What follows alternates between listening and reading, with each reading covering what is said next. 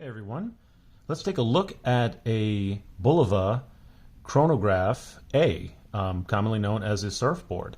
If you look at Bulova's site today, they call this the Chronograph A, but I think in the description they call it the surfboard, and that's the nickname that fans gave it. It's a reissue of a watch from 1970, which wasn't produced very long at all. It's actually one of a couple of different reissues. So the original watch, I'm pretty sure, was only available in one colorway. It was a manual wind Reissue chronograph 38 millimeter case. The only variant, I think, was that you can get it on a black tropic strap or a chiclet style bracelet. The reissue originally had 4 different variants and then later a 5th. They reissued it somewhere in the middle of 2020.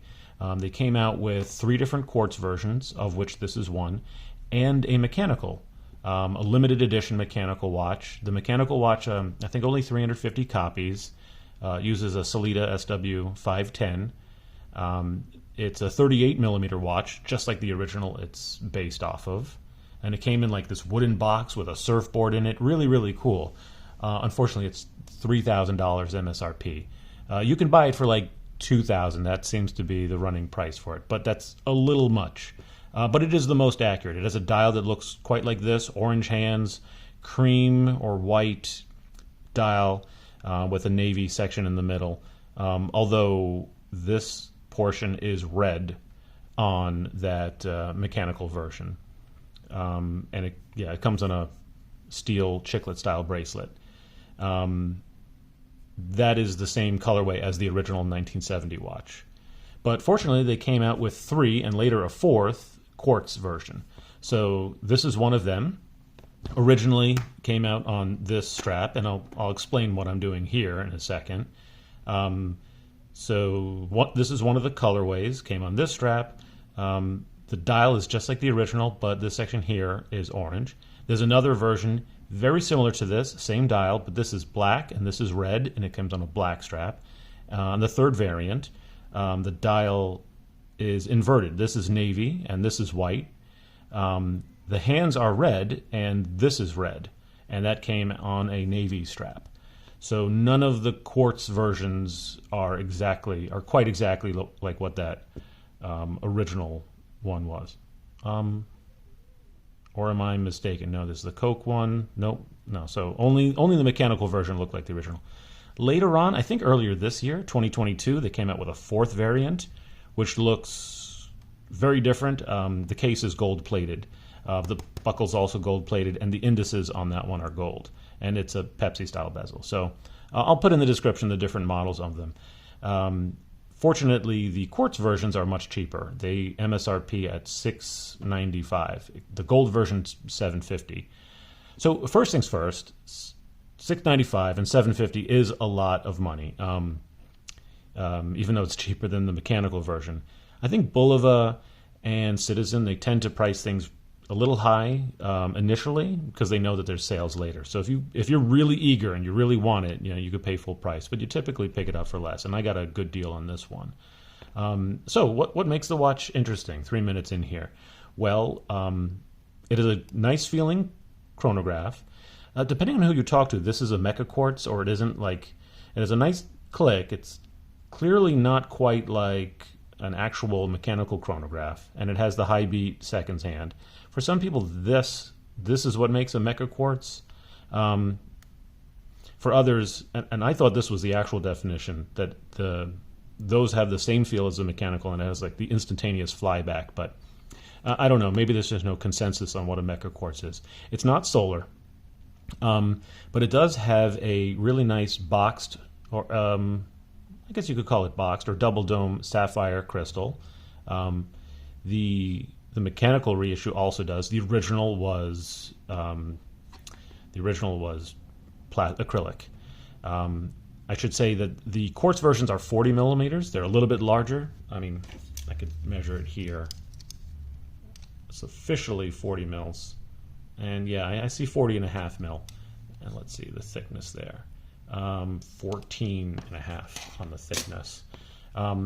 So really cool crystal. The bezel, I'm pretty sure, is anodized aluminum, and it's not an elapsed time. It's a countdown. You see, we start at 50 and we go up. So you would set that for your time here. It's not supposed to be a dive watch, but it kind of is. It's rated to 200 meters, just like the original. So it really is it really is a proper chrono diver. There's so many watches out there that the chrono diver seems like it's just two worlds mashed together, where it's better to be one or the other. But I think this pulls off the look really well. I really like it. This crown is screw down.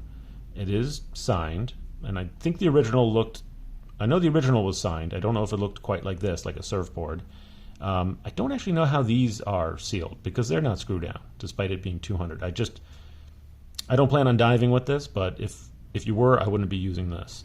I chose this variant because I like how the original had orange hands, but it had a red section on the bezel. I like how those matched, and I really liked the color of this. It caught my eye. Yeah, I've been wearing it a lot. Oh, should point this out. I've never seen a Bulova that has this kind of case back.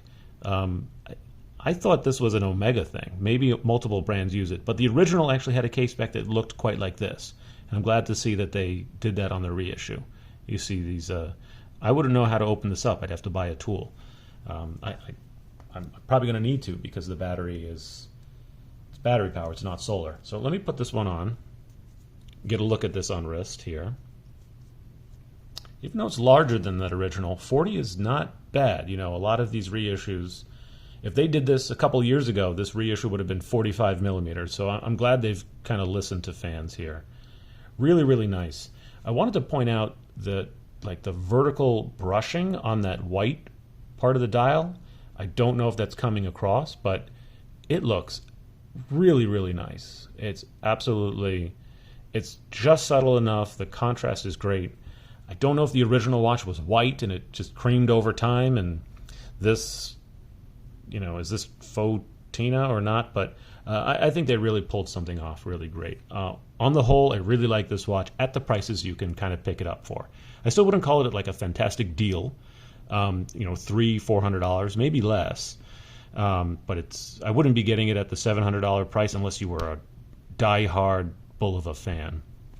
But at the prices you can pick it up, I mean, yeah, you can probably get a watch that's spec'd much better for that kind of price, but maybe not with this kind of history. Maybe not as unique as this. I haven't seen anyone with this. This is not limited, but I don't think it's a super common watch. The one gripe I had, worth pointing out, is this strap. So the original was available on an actual Tropic strap.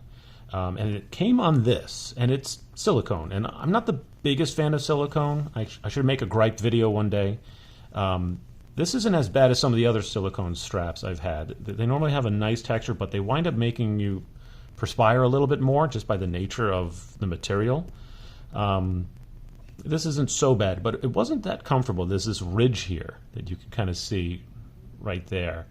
And most Tropics don't look like that. They have this kind of inverted waffle pattern. And so it was kind of, I was really surprised. This wasn't super comfortable. It wasn't really making me sweat like other silicone straps, and I think that's because of the perforations, but that was kind of irritating.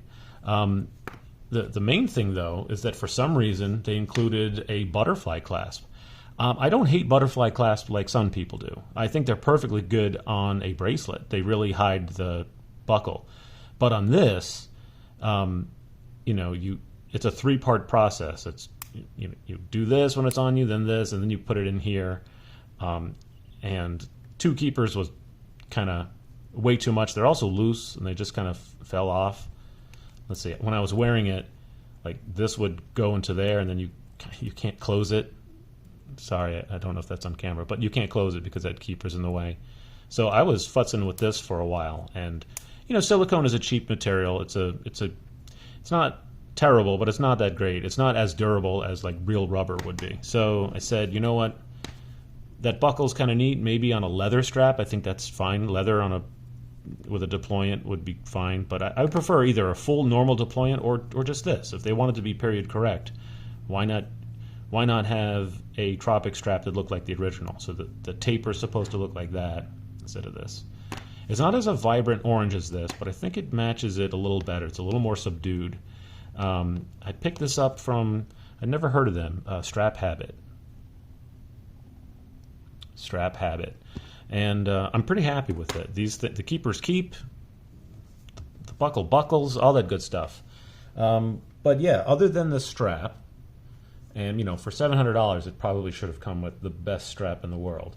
But other than the strap, I think it's a very unique design, very unique look, and I've been loving wearing it. It's just great. And at 10 minutes in, I think that's all I need to really say about this.